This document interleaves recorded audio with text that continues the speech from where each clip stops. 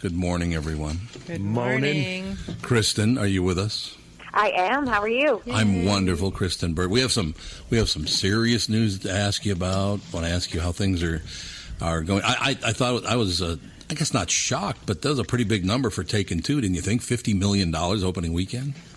I was absolutely shocked. I had to write an article about it, and I thought for sure it was going to be battle of the box office between Frankenweenie and Hotel Transylvania, given that it's, the month of October. Right. But it wasn't. I heard they're both really good, by the way. Frankenweenie? I have too. I think a lot of people are just staying away from Frankenweenie. I think the fact that, Hotel Transylvania is like big and colorful and animated, and Frankenweenie is stop motion and black and white. I think that sometimes that deters people. Oh, it is black and white?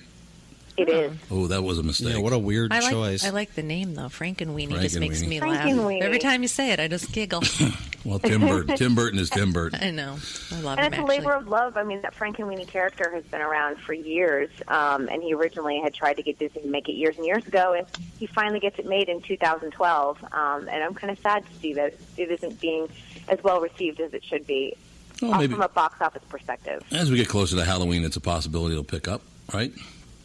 I hope so. It's tough. I mean, if word of mouth gets around, it might boost the box office a little bit, but oftentimes when you start settling it at number 5 on your debut weekend, it goes down from there, 7, 10, and then you fall off the top 10. Yeah, that is absolutely true. Maybe but it'll be a sleeper. For the first time, I think, in the entire year of 2012, there are 3 movies I want to see all out at the same time. That hasn't happened all year long. What are you looking forward to? Well, I want to see Taken 2, definitely. I'd like to see Frankenweenie, and I want to see Hotel Transylvania. Oh, that's good. Yeah, I mean, I have a couple of friends that are in Hotel Transylvania. Well, my friends are in anything that Adam Sandler does. They always appear in it, so it'd be kind of fun. And Adam Sandler needed this hit too, so it was a good boost for Adam Sandler because he's had a rough ride with his last few films. And won a few too many Razzie Awards, which are for the worst acting of the year. He was the big winner, I guess if you call yourself a winner, for the film year 2011. So, unfortunately, a very good friend of the family's, Nick Swardson, won Worst Film and Worst Actor of the Year this year. Did he really? Yes. I didn't even know that. Our buddy Nick Swardson. You know Nick at all, Kristyn? Don't tell me. I don't, actually. He, Benchwarmer is the guy with the blonde beetle wig. Yeah. He was in 30 Minutes or Less. He was the guy with the flamethrower in 30 Minutes or Less. He's been on Comedy Central. Grandma's Boy. Grandma's Boy. That was him. He's in every Adam Sandler movie. I guarantee if you've seen an Adam Sandler movie, you've seen Nick Swardson. As some sort of disturbing character. Yes, exactly. But he unfortunately got a couple of Razzies this year, and I just talked to Nick yesterday, as a matter of fact, and he's got a new series coming out on Comedy Central, and it's called anybody remember? It's called Bro. It's about it's Broham. Is it Bro Ninja? Bro. It could be. That sounds like something Nick would something do. like Bro Ninja. I think it's called Bro Ninja. Nick's making a career out of doing this kind of stuff, though. I think he's probably proud that he won.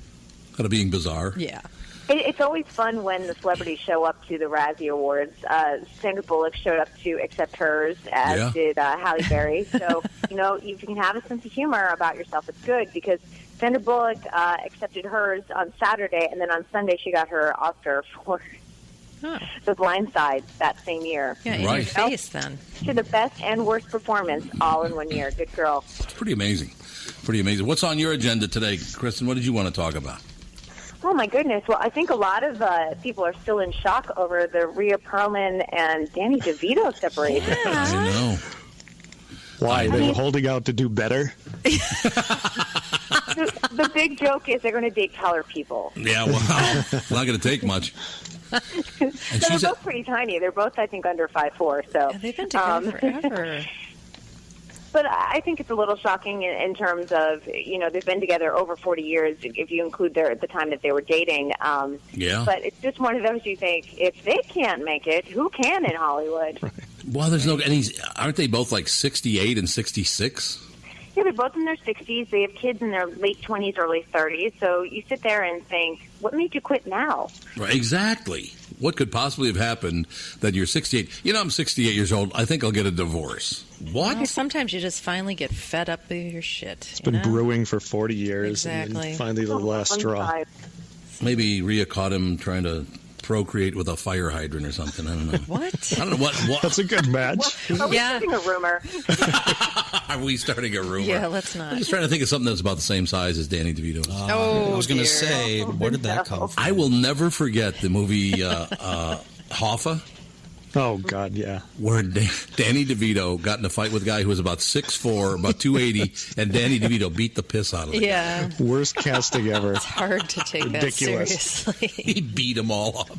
But yeah, when I saw that, Kristyn, when I saw that this morning, I was like, really, after 40 years, you decide, nah, you know what, I made a mistake. This is not who I want to be with. Yeah, I mean, did they make? I don't think that they made a mistake in that. I'm sure that they're happy to have their kids together, but Sure. You just can't stand each other anymore. I mean, things must have been bad where you're just like, I can't even look at you. Right. Or somebody made a major mistake, like maybe had an affair or something like that. That's the only thing I could think of.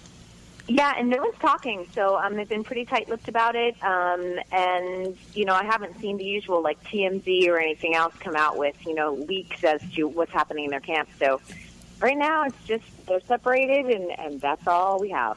God, what's your buddy's name? Harvey, the guy at TMZ, Harvey Levin. Harvey Levin. Yeah. He's not going to be sipping on his big Slurpee and talking about DeVito and Perlman. I'm sure yesterday that they talked a little bit about it on TMZ Live, and I am sure that they are working furiously to at least get some sort of reason or a little bit of gossip behind it, because TMZ lately has been really at the top of their game. I think ever since they broke the Michael Jackson story that he passed away, they've been sort of the number one source. Yeah, I suppose that is true. And I was going to ask you, do you like the title Hollywood Reporter, or do you like to go with something else? I usually go by entertainment reporter. Hollywood reporter is totally fine. Because if I sit there and say anything else, like if I say, I work as a host, people go, what is that? Like at a restaurant? Yeah. As a restaurant? And I said, I actually have done that when I was younger, and it's, it's not a bad job at all, but no, not that. Yeah. I'm out of the food service industry right now. We're talking to entertainment reporter Kristyn Burt. You have a Twitter handle that you want to give out to people? Sure, yeah. It's at Kristyn Burt, and the challenge is how to spell my name. So it's Kristyn Burt. Yeah, 2 T's, yeah. B-U-R-T-T. We'll put that up on our website as well at TomBarnardPodcast.com, so people will know if they have any questions for you about what's going on in Hollywood, they can tweet you directly, which I think is a good idea. And you've been busy doing something new, haven't you? I have. I actually made electronic retailing history this weekend. I don't know if you saw it, but I was on HSN and with Toyota, and we did 3 hours talking about hybrids. So we weren't selling cars, but we were promoting the hybrid lineup. Oh, really? Yes. Now, hybrids or electric cars as well, or just hybrids? Just hybrids. It was the entire Prius family, Highlander hybrid, Avalon hybrid, and Camry hybrid. And it was just for people to learn more information. And if they ordered the brochure, if they purchased within the next 90 days, they get like $1,000 gas card or HSN cash, which was kind of amazing. But it's never been done before. And so USA Today did a little write-up about it, too, in yesterday's news. Well, it must have worked because Catherine and I last Friday just got a brand new Highlander. Ah, very good. Congratulations. Your influence. What's your favorite hybrid? Which one looks the coolest? I am a Prius owner, so I've been a Prius owner the last 5 years, and I will tell you that is the best vehicle I've ever driven. Is it true? Somebody famous' son got arrested doing 110 miles an hour in a Prius? No, that's funny that you should say that, because I've got a good story about this. That was actually Al Gore's son. It was Al. That's right. It was Al Gore's son. Very good. It was Al Gore's son, and you know what? Here's the funny connection. I went to, as a guest, I didn't work this Oscars, but I went to the Oscars in 2007 with a friend of mine, and I am in a photograph in the background with all the Gore family. At the Oscars red carpet, they just managed to catch me in frame. And when people ran the story about Al Gore III getting arrested in the Prius, I'm in the photo with them. You had to photobomb them and make a face, didn't you? It was the Oscars, so I wanted to make sure I looked good from every angle. Oh. Do you watch the show New Girl at all, Kristyn? I do, Zooey Deschanel. Isn't she just wonderful? But wasn't it wonderful when Schmidt tried to pretend he was Mitt Romney's son? Did you see that episode yet? I did. It's fantastic. Oh, it's a phenomenal show. That, along with Big Bang Theory and Modern Family, and there are a couple that I'm missing. Oh, Mike and Molly, definitely. Happy Ending is pretty good. And Fox has a really nice lineup, comedy lineup this year with the Mindy Project and Ben and Kate, which goes along with New Girl. So if you haven't checked that out, they just got full season orders, so they'll be around all year. I watched the Mindy Project. I wasn't knocked out by that. I don't love it, but I like it. I think it's quirky and fun. But a show everyone should watch, which is premiering tomorrow night, is Nashville. Oh, that's right. Nashville's Connie Britton, right? Show the season. Oh, that looked really good. That's Connie Britton, I think, isn't it? Connie Britton and Hayden Panettiere, and playing sort of opposite ends of their career, a young country star on her way up, and another one in her 40s, sort of suffering through that midlife crisis. The reason I'm bringing this up is because Connie Britton was in the show last year. She's not this year. What's the early word on the second season of American Horror Story? Any early word on how good that's going to be this year? I'm hearing great buzz on Ryan Murphy's show. Oh, I love that show. So it's definitely something to tune into. And, it was fantastic. I interviewed the cast after season 1, and they were so thrilled with what they were able to do because it's an anthology series. We don't see anthologies in TV very often. We used to see it years and years ago. I should say decades ago. And we kind of missed that. I mean, who didn't love, like, The Twilight Zone or, any of those? We still watch them. Yeah, I still watch it. Like the three different lives of the Twilight Zone. I love that show, The Twilight Zone. And Boris Karloff, what was his show? I've been watching that. I've been visiting Chicago a lot, and they always have all of those old Boris Karloff shows, and they're fantastic. Called Chiller. Chiller, right? Chiller, yes. With Boris Karloff. What a wonderful, wonderful actor he was, too. Never got credit for being as great an actor as he was. No question about that. I do have to ask you about something, and it really doesn't matter, who you support, whether it's President Obama or Mitt Romney or whatever, and who we support. That's not the issue either. But in Hollywood, you take politics and you have to magnify it by about 10,000 times. Absolutely. And, I always sit there and ask the question, do we really care what celebrities think? Does it really affect our vote? But, people get very politically involved, especially every 4 years. But I feel like the people I only take seriously are the ones that walk the walk, talk the talk kind of thing. Like, George Clooney is out there in the trenches in Darfur. Right. Getting politically involved. It's the every 4 year kind of people that join the bandwagon that I get a little frustrated with. Maybe you haven't even seen the story yet, the Stacey Dash story. From Clueless. Exactly. A beautiful young African-American woman. She came out and supported Mitt Romney, and Hollywood attacked her today. This story just hit the wire about 9 o'clock this morning, so I'm not surprised you hadn't heard it. It's pulling up right now. So people said, you're not black enough. People said, you should kill yourself. I mean, what is wrong with Hollywood people, Kristyn? I actually want to know what's wrong with our country in some ways, because it's gotten to a point where, you're either on the right or on the left. There's nothing in between. Right. And I fall straight smack in the middle, I have to be honest. But it's one of those things that you can't even have educated political debates anymore. And I miss that because they get heated and they get ugly and people bully each other for, not respecting each other's beliefs. We're not all going to agree. I'm sorry, but, I enjoy a good political debate that's healthy and maybe opens my eyes as to why people believe what they do. And you go, well, I don't agree, but okay, I certainly understand your perspective. Absolutely. You can't do that. It's just amazing to me that goes on. But next time you're on, I'm going to say, you're not Kristyn-y enough. You're not Kristyn-y enough, exactly. Kristyn Burt, entertainment reporter. Love talking to you. It's just a thrill. It's a ball talking to you. Every 2 weeks, right? You're going to come on every 2 weeks, unless something really exciting happens. I was hoping she was going to be on every week, actually. Weekly Scoop, come on. I don't know. The Weekly Scoop. Scoop. Can stand us. Well, yeah, I don't know if you can stand us. Again, it's at Kristyn Burt on Twitter. Got it. And you have a Facebook page you want to mention as well? Sure. It's The Kristyn Burt. Facebook.com/The Kristyn Burt. You can't miss it. The Kristyn. You aren't Kristyn-y enough. The Kristyn Burt. As opposed to anyone else. No one else has my spelling. So. Kristyn, we'll speak again. Hopefully, we can eventually talk you into doing this on a weekly basis. All right. Sounds good to me. Thank you very much. Thank Kristyn you. Burt, ladies and gentlemen. From Bradshaw and Bryant, Michael Bryant. What's up, Allie? Oh, not much. Doing my usual thing of telling people they shouldn't be texting and driving. In Minnesota, you can't have your phone in your hands. You can use, hands-free, but you can't have your phone in your hand for whatever reason. And that's why they made the law the way they did, so that police officers could see a phone in your hand and you got no excuse for why you got it there. Do people know that that's the law?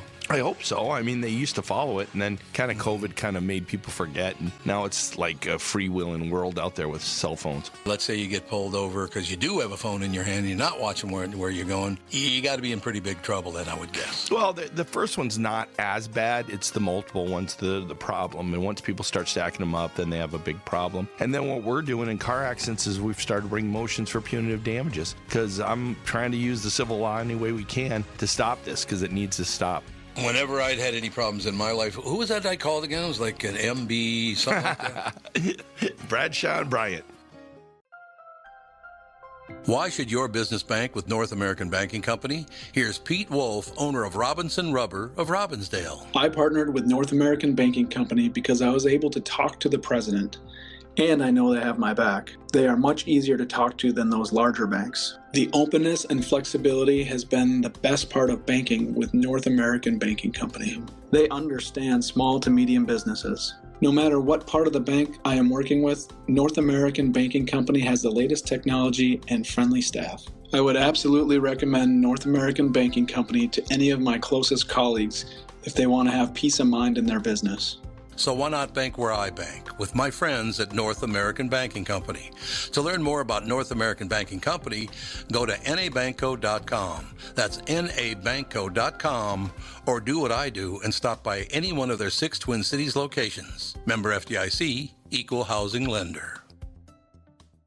I just want to. There's the Bella the Dyers might be Tracy here. Dyer must be here. Yeah. Tracy Dyer. Ferocious guard dog. Do you know Kostaki? Does he do Twitter?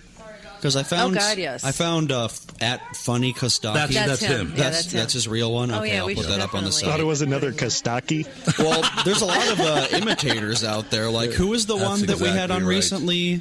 His handle was at real, whatever his name was, because Yeah. there was a person who was pretending to be him. Oh, yeah, it was.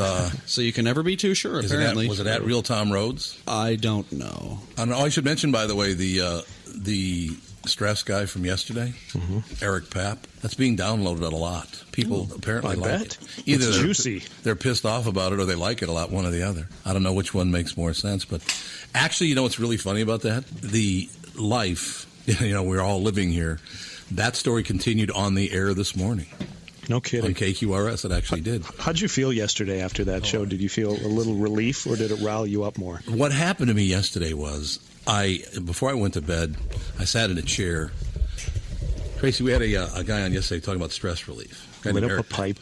So Your dad knows all about that. last night, yeah, your dad knows all about that. In any case, so last night I'm sitting in a chair, Tony, and I'm thinking to myself, Eric is right. I have to think of all the great things in my life, and I have to concentrate on the positive. And I can't. I mean, Tony, this literally was making me physically ill. It bothered me so much. Oh, I believe that, sure. Yeah. So I decided last night, I don't care. I just don't care. So we should start the show this morning, and some little incident happened first thing right out of the box. And I said, you know what? And then somebody said, oh, did that make you mad? And I said, you know what? I got to be honest with you. I don't care any longer. I've decided you're going to do what you're going to do. It's obviously what the company wants you to do. So I don't care. You can do whatever you want. You can say whatever you want. You can do whatever you want, and I will not care. But it's, I don't care any longer. The show is what the company wants it to be, and that's my job, is to deliver the show that they want me to deliver. So I don't care. Do whatever you want. Surrendered. Take it. No, not surrendered. Never surrender. It's an armistice. Tracy, I was on a roll here. She screws it up by telling me that I surrendered. Maybe we'll get you meditating by the end of it. Yeah, maybe. Well, Just looking out for yourself and having your own personal zen. but you know what happened that was very bizarre? A couple of the people on the show did not say a word today. Didn't talk at all. You hurt their little It's feelings. just, how can I hurt their feelings? So you can do whatever you want. How does that hurt your feelings? I'm giving you the silent treatment. Yeah, they were giving me the silent It's treatment. like you're Probably 10 because years they're old. like, the radio show didn't talk. Yeah. Probably because they were just like, Just I don't bizarre. know. I don't know what to do. I've given you what you want, and that's not good either. I don't understand people. They feared you. But I don't care anymore. This is what the company wants, and therefore that's my job. I'm doing my job. Do whatever you want to do. Now, when the ratings come out, we're all going to go in the group as a group and say, if they went down, why did they go down? It's not only going to be me in there any longer. It's going to be everybody. Hopefully they won't go down. But If they go down, my take on it would be that there's just not enough talk with talk. Well, Tony Lee. Bless your heart, young lady. I'm just saying. She's your biggest fan. That's my favorite thing ever. I've asked I him to could do have it. 4 hours of talk with talk. I asked him to do it. He won't do it. That's I will. God, It's been Tony. 2 months. Get on the stick, you lazy bum. Yeah, you stiff. You think you had a baby or something? Just because he had a good song yesterday. He did have a good song yesterday. Oh, come on. Honest to Just a God. little talk with talk. Just once in a while. Just say hello, listener, for her, will you? Hello, you have advice to make a feel-good time? You like banana bread? Oh, my favorite all-time talk with talk was when you called the costume store and asked that you wanted to be the wind. That was my favorite. I mean, I still, want to that was be the like wind. 12 years ago. And it was like, I want to be the wind. Not an easy costume to find. Right, I know. I talk about it a lot. It's creepy. Yeah, it's a little weird. You talk about it. You just inspired something. This is wonderful. I think we should do a podcast where the interview is talk. There you go. Yeah. That's a great idea. I think that would be phenomenal. An entire 45 minutes or an hour just talking with talk. It'd be hilarious. That's tremendous. I have some Better Asian practice. relatives I could include too Well, if you actually- wanted to get them involved. Actually, Talk told me last time I talked to Talk, he said that he is racially and nationally ambiguous. Oh, okay. So- Fair enough. And intellectually as well. And intellectually ambiguous as well. That's a tremendous idea. Oh, I think doing a show. I love it. It would confuse the hell out of a lot of people Would it around the ever? country and around the world. Maybe which one is is great. familiar. So Tony, I'll give you let's say a couple of weeks to come up with stuff that you want to talk about, and I'll come up with stuff that we want to talk about. Everybody will on the show. Yeah. And then we'll do an interview, a talk with Talk. Start booking guests. My first one right here. I'm happy to be on anytime because I still want to be the wind. I want to be the wind. I never did understand why people got so upset about that. They were doing the exact same bit, except not as funny, nowhere near as funny, on Saturday so Night funny. Live. What was the other comedy show that was on? There was a cartoon for a while, some kind of samurai animated. With the big Enema? glasses. Samurai Enema. Yes, It wasn't very last funny long. for long. Sound pleasant. Andy, would you choose? Oh, I bet you it's not even on. I was trying to figure out the name of Nick Swartz's new series. Oh, it's a Brosassin. Bro Sasson, that's what it You is. got to have talk on Bro Of Sass. course, it's called Brosassin. Oh, Tony, you might like this. I'm still working on this. I don't know if it'll pull off because everybody's pulling at him in 85 different Should directions. we call Dr. Dyer? Oh, is it time? 2 minutes. Oh, yeah. What's Tracy the, Dyer what with is us the, now. Dr. Wayne Dyer with us. I do a commercial for Audible.com, I've heard that. and I recommended the audio collection. That audio collection is phenomenal. That Of your your father father's. has. It's on Audible. Which The big package one. Okay, yeah, it's probably Yeah. the one that's associated with PBS. I don't know. I didn't check that far. I just know I ordered it. Oh, you did? So now I give money. Now I'm giving money to PBS. I'm defeating my own purpose. That's great. But we'll go television. I don't do television. It might not be. It might not be the PBS one. I mean, he's got a lot of. It pops up first on Audible. You want me to look it up? Or audiobook. Go to audible.com and put in Dr. Wayne Dyer. For my It's free audiobook DYER. download? Yes. Are you calling him right now? No, I'm using the internet right now. Okay. Well, Oh, a little I think sarcasm. we're a little early. Anyway. Priorities. But anyway, Tony, Can't you multitask? this will be very exciting, I think. What? If I can pull it off. But it's just before Thanksgiving or just after Thanksgiving, in town on the same day, Nick Swartzen and Daniel Tosh. Oh, Oh, nice. dear. But I don't know if we can get Tosh because he literally is being pulled at in 8,000 different directions. So I don't even know if he'd have time to do it. But He's got 30 if anybody can minutes. talk him into doing it, it'd be Nick Swartzen. So I'm hoping that's possible. Where is Yeah, it? you got got enough state? connections and Yeah. friends who could pull some strings, maybe. Well, I'm Well, trying to get. I've been talking to the State Theater about getting on their Right. roster Oh, for that's a good idea. press. What So. bundle are you talking about? I only see. First one that pops up, it's the audio collection. Extravaganza. For children. Oh, here it is. Yeah, the Wayne Dyer audio collection. Yeah, like that's it. 5 hours. So yeah, I mean, you think it'd be a rather interesting show having Swartzen and Tosh on the same show, and Dr. Dyer. And well, time. Dr. Dyer along with Tracy Dyer. It doesn't appear to be PBS. It might not be. I might be. Dodged a bullet there, apparently. Do you follow There your you go. dad's career? Yeah, way to go. Can't pay attention to all those details. Is it true that your father remembered me? Yeah, no, he knows who you are, for sure. So my first question for you is, just observing it on a local basis, the children of a public figure in town, it's a good thing and it's a bad thing. Yeah, it can be. Now, your father is known globally, so you have nowhere to run or hide. Yeah. No escape. So what's it like growing up with a father who's what is he, 150 million books? Something like that. I mean, what's that like? It's because again, people would come over in this town. They don't do it so much anymore because I've been hiding now for so many years, and nobody knows. Nobody knows where you live or what you look like, but now I do. So, Uh-oh.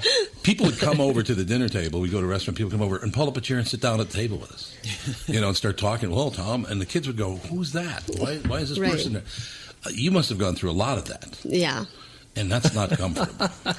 Yeah, it depends on the situation. I mean, there are certainly times when it's a little inappropriate when people will, come up to, there's 8 kids in my family, and so when all 10 of us are together, we'll maybe be out to dinner, and and now there's more. There's some of my siblings are married, and I have some nieces and nephews, and so when all of us are together, if we're out someplace in public and somebody sees us and kind of just wants to be part of that, and they will come over and pull up a chair, and we're like, oh, wow. I know. And it's different if somebody comes over and says hi and introduces themselves as I'm a big fan, I really appreciate your work, and then nicely moves on, which is most of the time what happens. But every once in a while there's people will want to stick around for a while, and it just changes the dynamic of, you're on display, and we all kind of get a little quiet and have to just act a different, you don't talk to each other the way that you talk to each other normally, and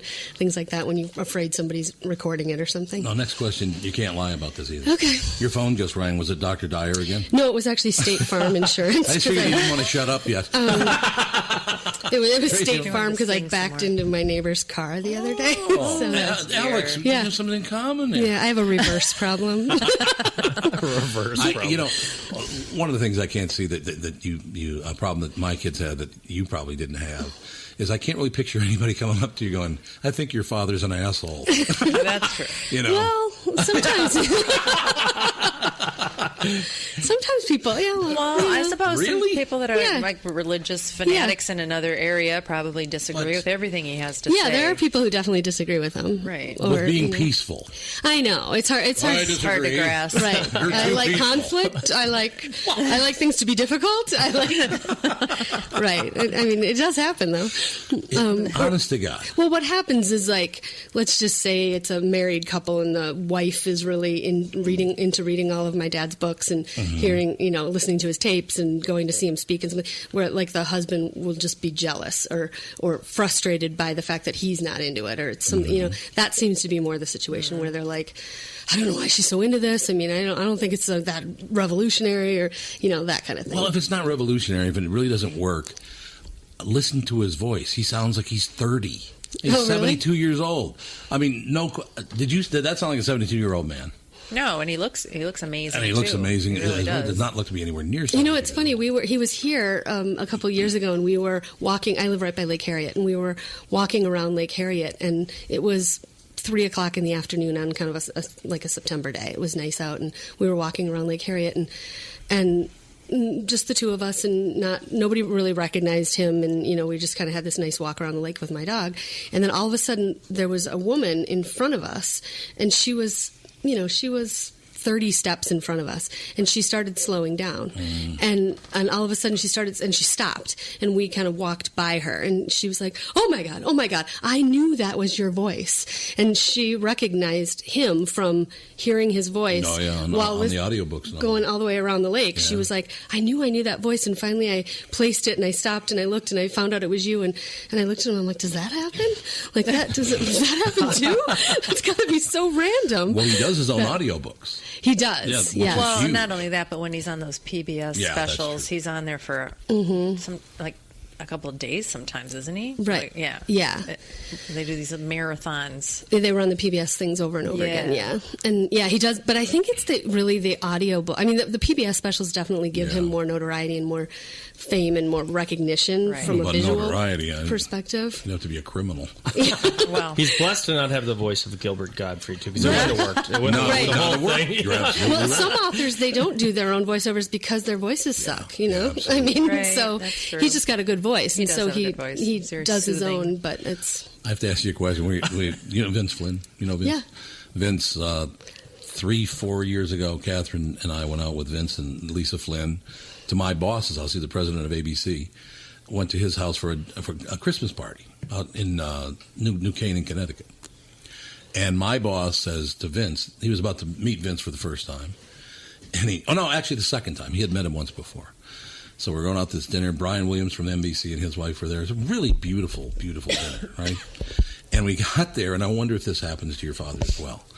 We got there, and my boss, Mitch Dolan, says, Vince, a couple of my neighbors were wondering, they sent their book over. Would you mind autographing a book for them, write a little something in a book and autographing for him? Vince goes, oh, absolutely not, no problem. We walked into the room. There were about 50 to 60 books sitting there.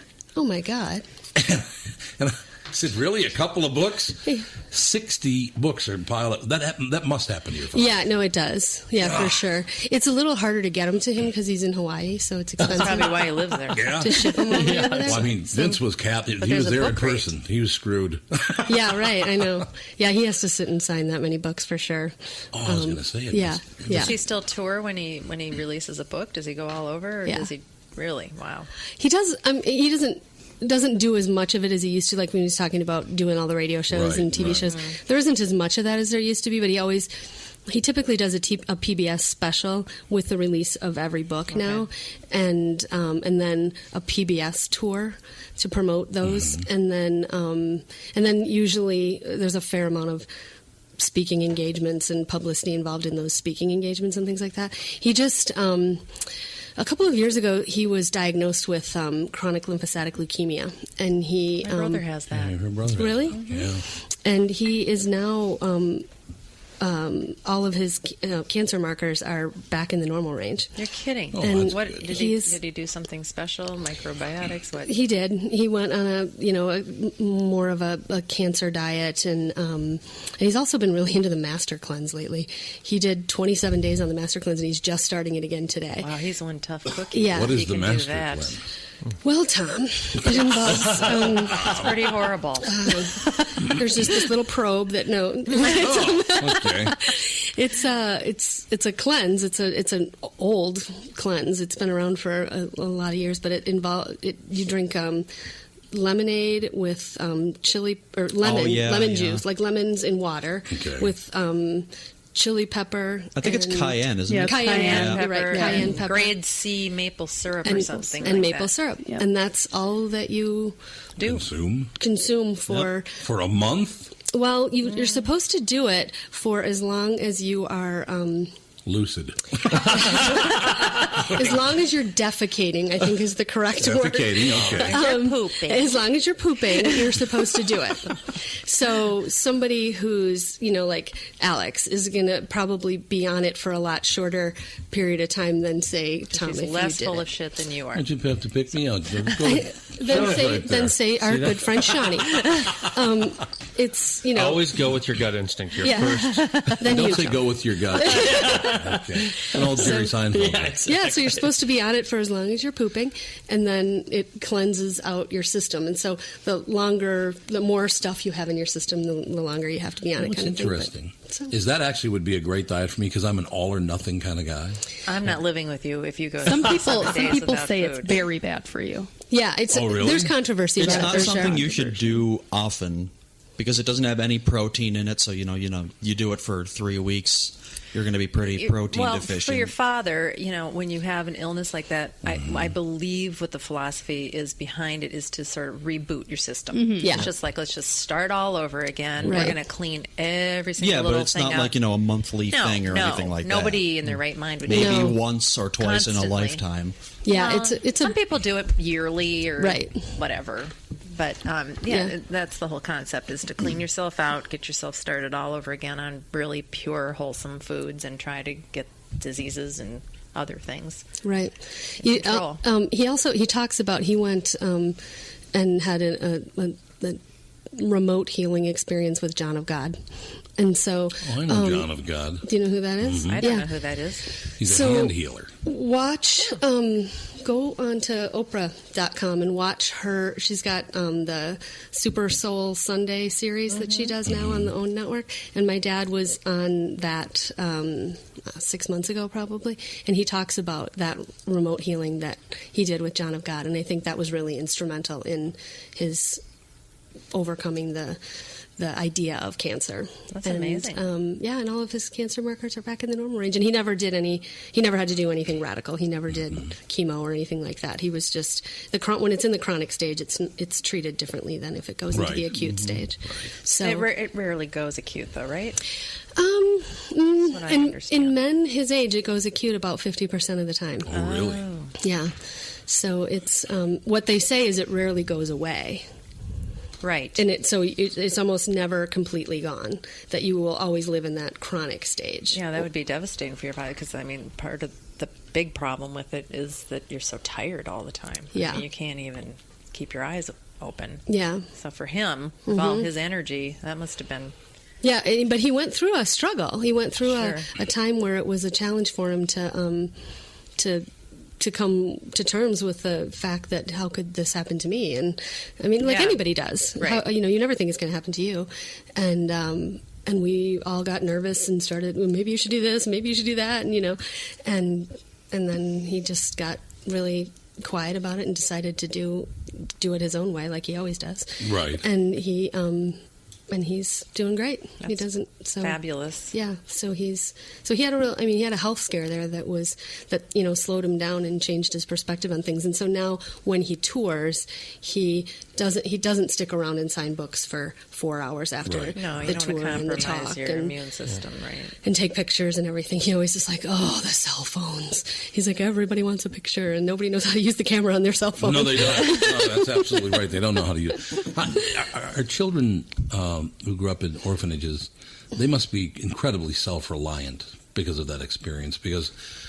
So I assume he went to a foster home after he left the orphanage. So my grandmother, my dad is the youngest of 3 boys. Okay. And so my grandmother, my dad was the third one, and my grandfather left. And my dad was born in 1940, so it was just like post-Depression kind of time. And going into World she War I was, almost. and she was a secretary at Chrysler in Detroit. And so she was now a single mom in 1940, which just was unheard of and couldn't support herself. And so the 2 younger ones went to live in a foster home orphanage kind of situation in Sterling Heights, Michigan. And then after 10 years, she was able to get them all back together. And so it was kind of it was kind of a foster home orphanage. I mean, there were a lot of kids there, so it was more like an orphanage, but it wasn't, he couldn't be adopted. Does that make sense? Like he wasn't brat. Like he wasn't adoptable. I mean, he wasn't up for adoption. He wasn't up for adoption. Yeah. So he was like he was in a he was in a safe place. Yeah, they used to have those kinds of institutions. Right, because your grandmother for didn't want to kids ever give him to someone else. Right. She wanted to get them trying back. To work through a time. She was just going through a struggle, and so he and my uncle were not available for adoption. So it was kind of a foster home, but there were 20 kids there. So it was a different kind of we don't have anything like that now. I don't think so. No, not anymore. Yeah. It strikes me that some people, not everybody, of course, because some people like to wallow in it, but your father has achieved tremendous happiness in his life, but he must have had tremendous sadness as a child. So, I mean, to become such a seeker of happiness, that's what he's been doing his whole life, is seeking happiness. It must have been some terribly depressing and sad times for him in those 10 years. Yeah, I mean, I'm sure there were. He always says, though, that he always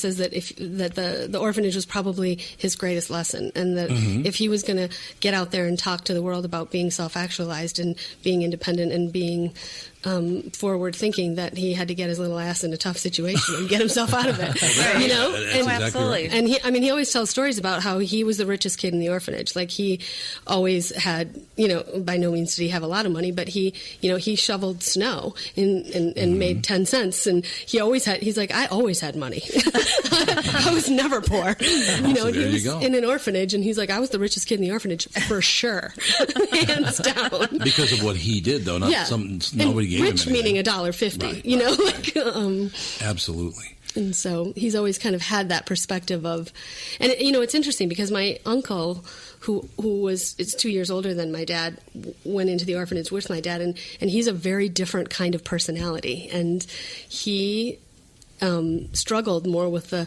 depression and anxiety of it, and the feeling anxious and all of that, and struggled for many years, and had a lot of really tough pieces to his life, and has just recently, at age 70, started writing a book of his own and telling his story, and his perspective and his way of dealing with it was so completely different than my dad's. That's fascinating. For Bradshaw and Bryant, Michael Bryant. Michael, what's up? Dealing with another case where a person gave a statement to the adjuster because they thought the person was really friendly. Is that a good idea? Well, the problem is they know the law when they call you up. And while you're trying to be fair and you're trying to get help, the reality is there are questions you get asked that the way you answer them make a big difference. And people put themselves in trouble. And when they aren't in trouble, they didn't do anything wrong, but suddenly the adjuster's got a statement that can blow up their case completely. What has caused people to be so untrustworthy, I guess is the best way I could put it? They take advantage. Well, insurance companies have hired adjusters whose job it is to deal with unrepresented people. So they're supposed to kind of lure them in, call them every day, see how they're doing, and people are like, I'm doing pretty good. Where the reality is they've kind of adjusted to their problem that they've got going on. So it's not that they're completely better, but the way they say it gets to be a problem. And that's why having somebody who can explain your rights, represent you, make sure that you understand the law before you give a statement can make a big difference in your case. Michael Bryant, Bradshaw and Bryant. I'm talking with my friends Michael Bilski and Brad Huckle of North American Banking Company. Guys, business owners have had to deal with a lot over the last few years, haven't they? They sure have, Tommy. We pride ourselves on being able to help our customers with the challenges they face. Our business bankers are experts and are always ready to help our customers capitalize on opportunities and solve problems. Loan decisions come quickly because they're made here in the Twin Cities and not shipped out of state like at some of the national banks in town. This allows our customers to expand their businesses with confidence, knowing that they have our team of experts in their corner. Okay, so now you give me this big thing at the end. Way to go. Well, you are the professional. Oh, I forgot. Look, I know Brad and Mike, and I trust them with my banking. They've personally delivered on everything they've just said, so why not bank with my banker? North American Banking Company, a better banking experience, member FDIC, equal housing lender. But it was also interesting because then there's an older brother, and they, the two older ones, were really not ever interested in knowing about their father and finding him or meeting him. My dad was obsessed. He was literally obsessed with finding his father, and always wanted to know him and know more about him, and sought him out. And when he finally found him, he had passed away. But and he really had to stand on that grave and forgive him. You know? Oh yeah, absolutely. I heard a very sad tale from this person was not famous. Went through the same thing. He looked for his father for years and years and years. Found his father, and his father said, "I really don't have time for this." Yeah. Oh my God. Well, you have to consider that might be right an outcome if you look for somebody. Yeah. You know. Well, and I'm quite sure that my grandfather went on to have more children. Oh, really? We don't. I mean, I don't know of any, but I'd be shocked. Yeah. Well, someday there's going to be a will. They'll be popping up. Yeah. Right. Yeah. If there weren't more children somewhere. Like I always tell my dad, you've got other siblings somewhere. You know that wasn't it, but but he was, that was kind of his dharma. And it's interesting that my uncles just did not care. They didn't want to know him. They didn't want to know anything about him. My dad was obsessed, and that's that sadness thing. I think I was asking about. Yeah, and he very sad. But it probably did for a long time, you know. But he talks about standing on his father's grave and having to forgive him for the dharma that he had, and it's definitely there's a sadness to that whole story for sure. Oh, there's no question. Did you grow up with him instilling these practices with you? Were you meditating at an early age? And for sure, I grew up with him instilling these practices. Yes. Was I meditating at an early age? You wanted not to so much. Much like your children probably mock Tom constantly. Just a little bit. Wasn't supposed to know. He always says that that we're his greatest teachers because we're always like, really? Shut up! Everybody's dying on every word he says, and we're like, oh God, I'm so sick of you. Can you just stop everything talking? have to be a life lesson? Yeah, it's everything. Well, you've had a hell of a story because you didn't exactly ride the gravy train. You went to Michigan State and then got into business yourself. And she's a Spartan. I am a Spartan. Hey, I'm a very proud Spartan. I won a lot of money that year because I had the Spartans in the pool, and we watched the final game at the end of it when I walked away with that I'm a cash. big Spartan sports fan, basketball and football fan. But tell the story a little bit because I think it's an important story right now in our economy, and regardless of where anybody is politically. The idea of removing the chip from your shoulder or adapting to what's been a recession, I think it's a remarkable business story, but also talk about some of the challenges that you had along the way in developing your business. So, I mean, tell us a little bit about your background and then how you had the idea of starting Urban Junket and then some of the challenges that you went through. Because I think a lot of people need to hear that, like an excuses be gone. There's a lot of people just hoping to find excuses. Yeah. Did you say Catherine? It's like, that didn't sell well. Yeah. People like their excuses. Well, they do. They do. But tell a little bit about your background in the story and how how you've changed that business to grow in spite of the recession. Thanks, Kooky. That's my nickname for Sean. Yeah. Kooky. I don't know. I don't even know where that came from. I don't know. My nickname for him is Douchey. So. Kooky McGee. I got to get a little Irish in there. That Sean Michael Patrick Barnard. So I was working for Best Buy, and I worked for Best Buy for 7 years, and I liked to say I had the best job at Best Buy. And I worked in their innovation group, and so we had a lot of, and this was kind of the early 2000s, we had a lot of freedom and flexibility and budget to do what we wanted with big money a lot of things. Yeah. And we had, Marcus Buckingham coaching us on innovation, and there was no limit to the kinds of things that we could do there. I hope that guy wasn't black. Marcus Buckingham? Yeah. No, you don't know who he is? No, I know who he is. But the great thing, Marcus Buckingham is a great name for like an inner city kid. Oh, yeah. No, he's British, and he's so smoking hot.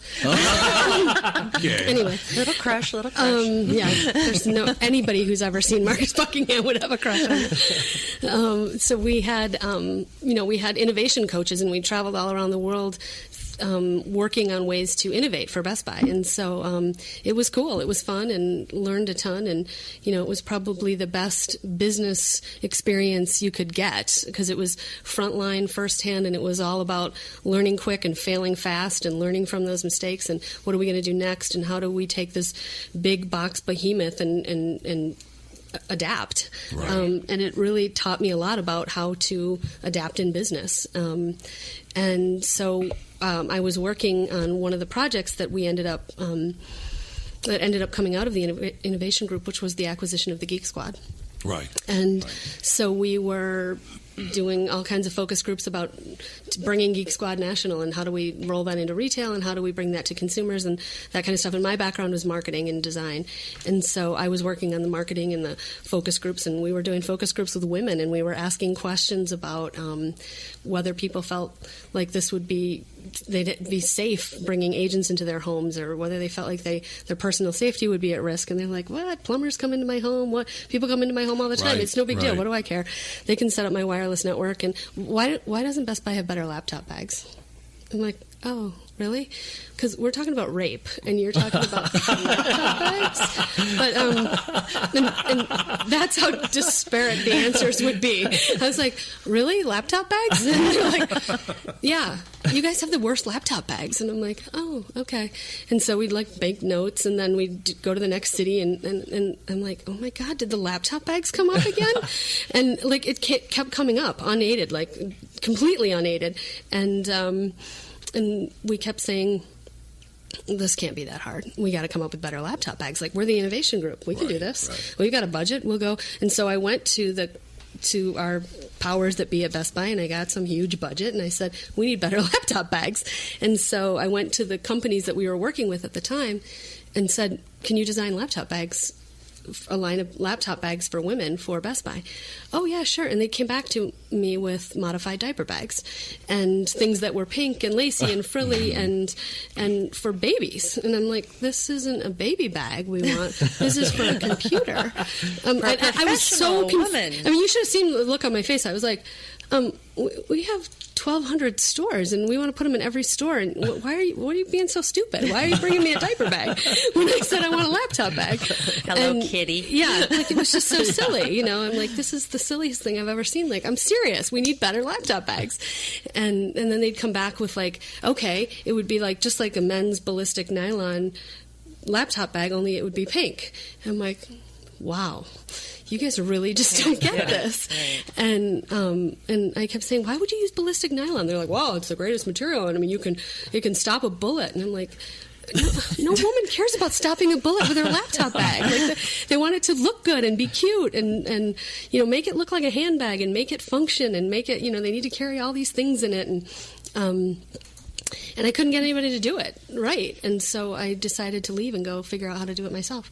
So I left and started Urban Junket and we started working with companies in Italy to do bags, and they were gorgeous, but they were expensive. And when the economy went south, we started researching lower price points, different materials and things we could do. And I felt like it was the right time to capitalize on that whole green trend and what could we do that was going to be something innovative and different but not harm the planet. And so I discovered the materials that we're working with now, which is a eco-friendly, a PVC-free coated canvas, and then the recycled water bottle material, which is only made in Taiwan. It's a complicated process to spin bottles into thread and to weave the thread into fabric and dye it and everything. And so it's cool, but it's complicated.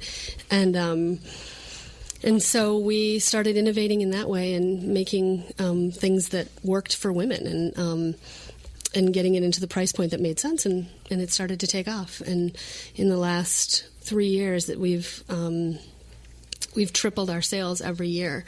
And so we're seeing huge growth in a category that women are still screaming for better bags. And why aren't there better bags? And I can't believe the handbag business in the first place. I know. Thank you. It's unbelievable. Alex was the first one to show me.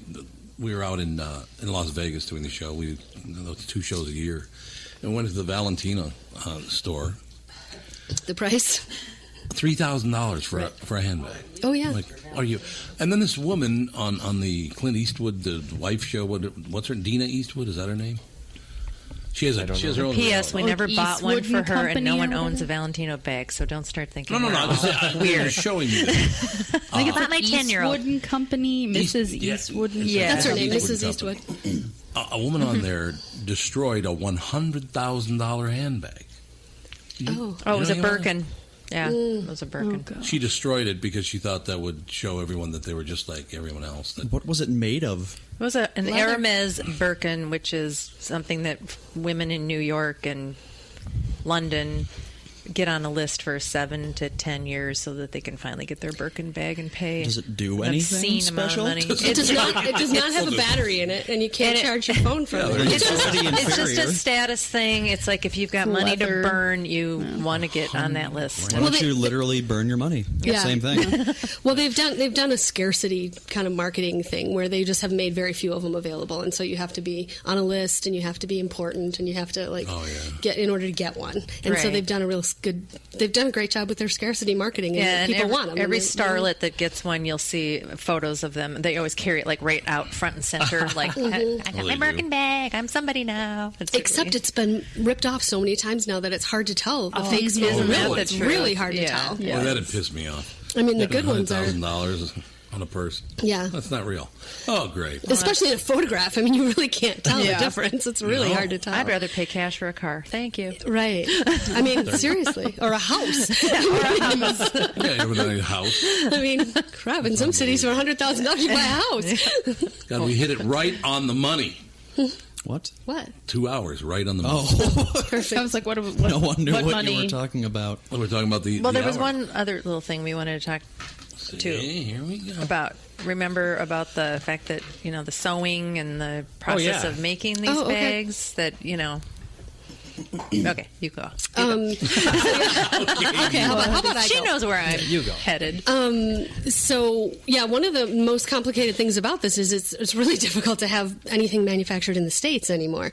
So, we started out manufacturing in Italy, and then we ended up switching to China and Hong Kong because that's where all the materials are made, and that's where all the factories are, and that's what's going on there. But it's a challenge. I mean, I sit on a collaborative here in the Twin Cities that's going on with the Dunwoody Institute, where we're trying to bring that sewing skill back to the Twin Cities and train it at Dunwoody so that we can hire people to do sewing and stitching of commercial goods, and even things like automobile leather and things like that. Those seats have to be sewn, and nobody knows how to do it here.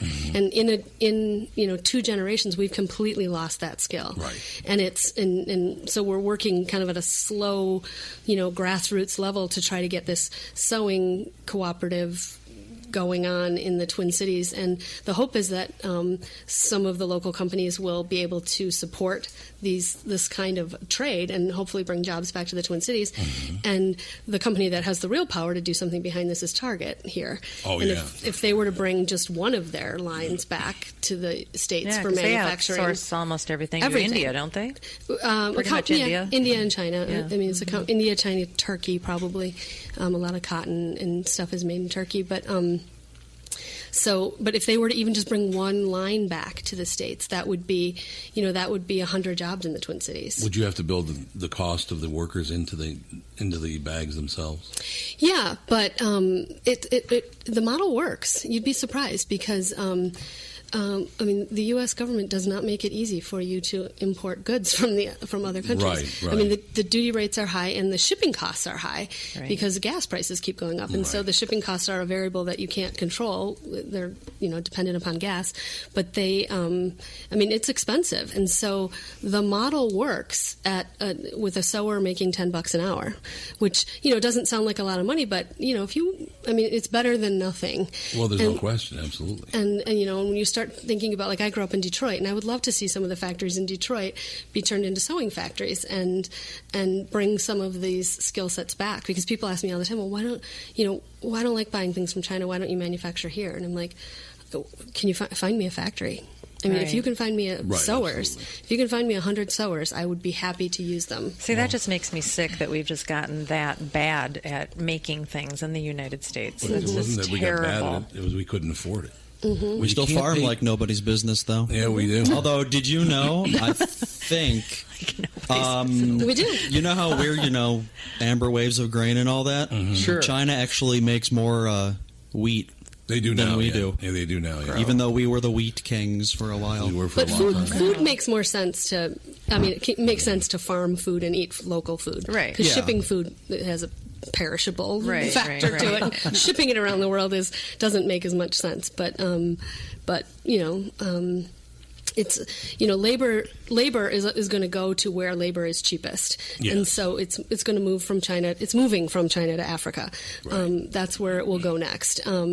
But shipping costs and that kind of thing are making local products make a lot more sense. Right. So if we can figure out how to train that group of people and have those people doing that kind of a skill and working between $10 and $20 an hour, that's a worthwhile job, it and is, it's an important level of our economy that's missing. If you want to spend another hour, we could talk about free zones because they would work wonderfly. Yeah. A free zone would be fantastic, where literally they take neighborhoods, and it's been very successful. It's been done in the past. You not cordon off a neighborhood, but all the businesses and houses inside this 2 square An mile area. area. People that work in the factories in there, they only make about $5 an hour, but every shop in there charge them like if we would pay, how much is a gallon of milk? $2.69. So $2.69. So for them in that free zone, it would be 69 cents. We're now doing the prices right. So in other words, if you're making $100, and they would pay that amount of tax as well, and whereas Byerly's whatever tax they pay in the free zone, they would pay about 1/5 the tax. Right. So these people in effect would be making about $25 an hour. It's $5 an hour, but in effect it'd be about $25 an hour because everything for them cost 20% of what it would cost outside the free zone. So it's artificial deflation? Yeah, basically. But they have to make and grow and everything that they consume in that free zone. That's exactly right. Right. Yeah, I mean, it works like a charm, and we just don't even consider it. Right. We won't even think about it. Well, that's because we want as much tax money as we can get. It's all true.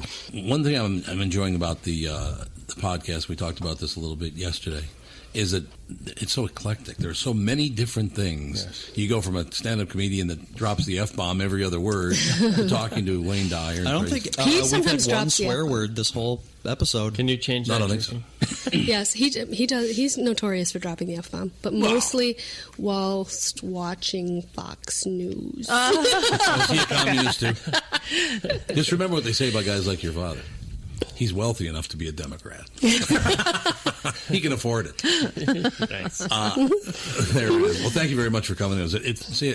Talking to two people from the same family about two completely different things is fascinating. Yeah. How people get to where they're going. Yeah, that's great. I love the take that we had you and your dad on. It's marvelous. We should mention one more time what Tracy's doing. So if you go to urbanjunket.com, you can type in the keyword smile when you make a purchase there, and a portion of that's going to go to the Smile Network over the next week. So, and we'll link to that as well from our site. And you must have your website and your Facebook page are?